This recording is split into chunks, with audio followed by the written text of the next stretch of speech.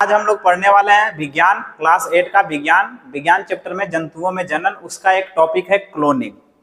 तो क्लोनिंग के बारे में आज हम लोग पूरी विस्तार से पढ़ेंगे कि क्लोनिंग क्या है, सबसे पहला क्लोनिंग किसका बनाया गया था और कैसे क्लोनिंग तैयार होता है और क्लोनिंग शब्द क्या है।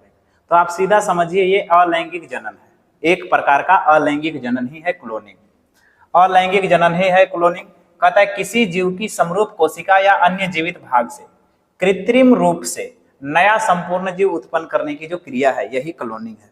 मतलब किसी भी भाग से, जैसे हम आपको दिखाई दे रहे हैं तो हमारा ये ऊतक है, ये नीचे, तो हमारे ऊतक यानी टिश्यू और कोशिका, तो हमारा एक कोशिका लिए तो हमारे समरूप कोशिका, हमारे अंदर से कोई कोशिका निकाला गया और उसी को हम लोग कौन सी कोशिका कह सकते हैं, समरूप कोशिका या जीवित भाग या ऊतक को निकाल सकते हैं और उसका कृत्रिम माध्यम से संवर्धित करके, माने मानव के द्वारा कृत्रिम तरीका से संवर्धित करके एक नए जीव बना दिया जाता है। तो इसको हम लोग क्या कहते हैं, क्लोनिंग कहते हैं। ये अलैंगिक जनन है, एक ही जीव की जरूरत होती है।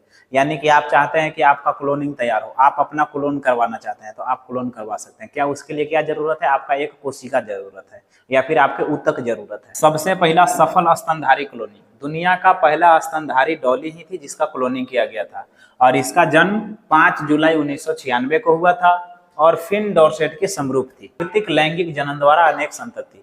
फिर ये डॉली का भाई डॉली बहुत सारी संततियों को जन्म दी, यानी डॉली भी लैंगिक जनन करके का कि भाई जन्म दी और फिर इसको फेफड़ा रोग हो गया 2003 में। 14 फरवरी 2003 को डॉली की हो गई मृत्यु।